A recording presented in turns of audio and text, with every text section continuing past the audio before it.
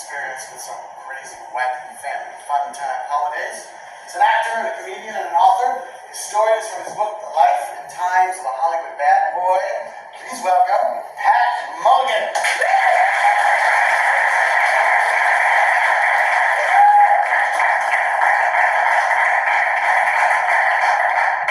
To tie into our last performer's fabulous presentation, my last name is Mulligan, so it being called.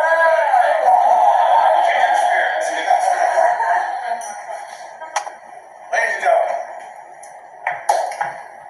the Thanksgiving that made grown men go, ew.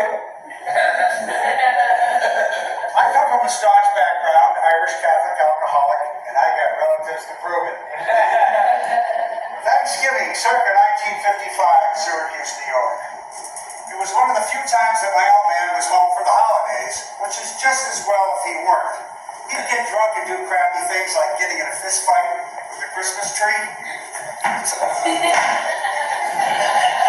stay there.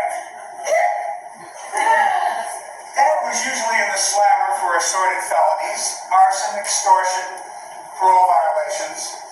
Well, he was home for this big family holiday, so what the hell. Also at this family event were my immediate family, of course, which included 5 of my brothers and sisters with one on the way. Surely when Dad was home from jail, Mom would soon become pregnant, and by then he'd conveniently get sent back for some drunken episode. Well, Mom was pregnant, which meant that soon the old man would be on sabbatical. I refer to my mother as Phyllis, and I'm happy to say that Phyllis is still with us today at age 87. At the time, she was a drunk as well. Beer pressure, I guess.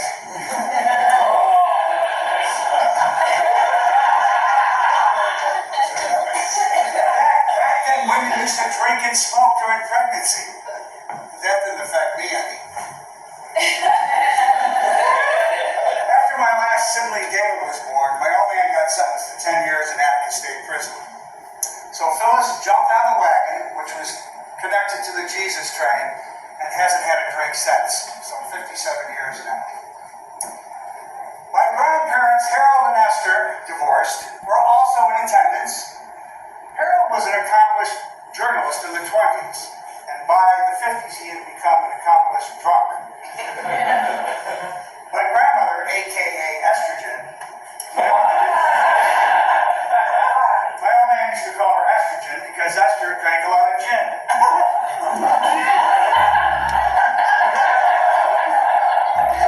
She was kind of a nasty drunk, but funny when sober.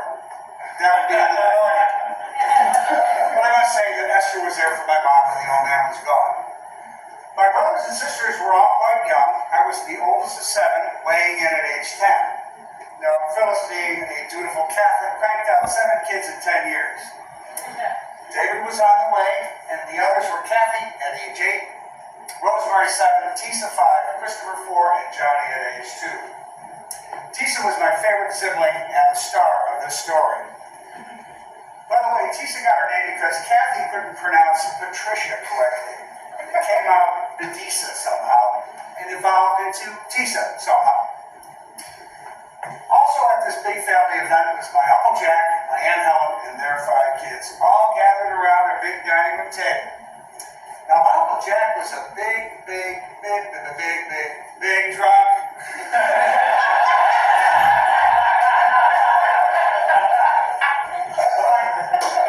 His drunkenness had some panache. He would often expound on the science of drinking. He once said, if you want to be a successful drunk, you gotta eat. You gotta drink, but you gotta eat. And my Aunt Helen was no stranger to booze either. And as for my cousins, we all grew up to be great drinking buddies. Now, I've had a lot of alcoholic relatives, both men and women. But it seems that the women have done better somehow. And that's because I think that women are just more sensible than men. Of course, there are exceptions. My grandmother, in spite of her penchant for inebriation, she had talent.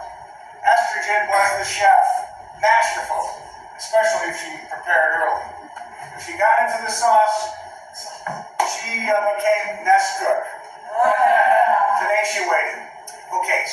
kids were starting to get hungry. My mom and my aunt were setting up the table, and we had all this stuff. Stuffed dates, stuffed celery, nuts, olives, pickles, cranberry sauce, sweet potatoes, mashed potatoes, gravy, applesauce, apple butter, and the Jell-O. Back then, Jell-O was a big deal. People used to add things to Jell-O, usually fruit, sometimes vegetables, or both. Phyllis was in charge of the Jell-O, and she put everything in the Jell-O. She put cabbage, pimentos, marshmallows, cottage cheese, bologna,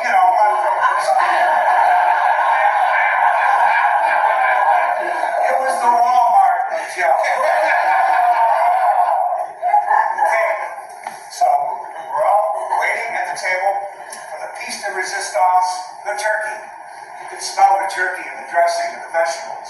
The men finally tore themselves away from the TV, and yes, there was football on TV on Thanksgiving in 1955. Put out their cigarettes and took their places at the table. My dad, my Uncle Jack, and Harold, who would be in charge of carving the big bird. My grandmother came out of the kitchen with this huge turkey and set it in the middle of the table. She then took her seat while my grandfather started to say grace. He no sooner got up, bless us, O Lord, when my baby sister Tisa threw up. I mean up. She moved upwards. And it was like an arc from her mouth to the turkey. And it hit the turkey right smack dab in the middle of the bird. And the vomit time was lengthy. One long hurl. The arc du puke. Her puke splattered from the turkey onto some of the other goodies on the table. It was quite shocking and disgusting. It was so gross that even the grown men at the table went,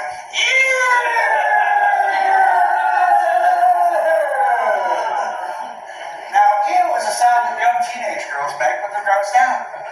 The men went teenage girls on us. It was pathetic. Well, after the pandemonium settled a bit, estrogen looked at the so-called men at the table and said, "Shit." She then grabbed the turkey, brought it in the kitchen, washed it off, brought it back up, set it on the table, and said, "Eat it."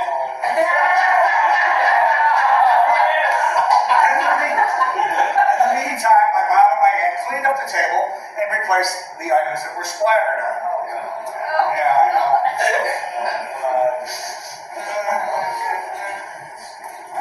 We all got over it, including the sissy men, and soon commenced the scarfing, even Tisa. You know why we did that? Good, because we were hungry.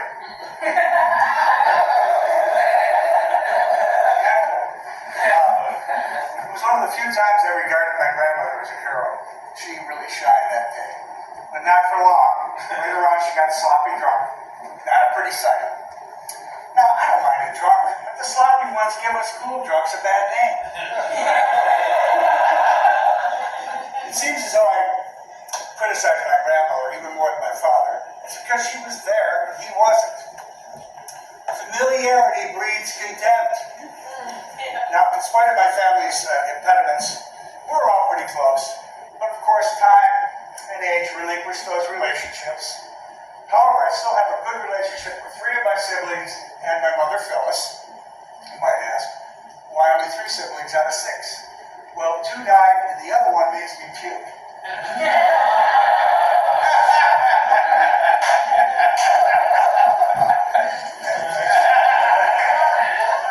Ironically, we're having a big family reunion in about 3 weeks at my sister Tisa's camp, which will include lots of relatives. Of course, most of us adults still like our cocktails, so I'm sure it will be quite merry.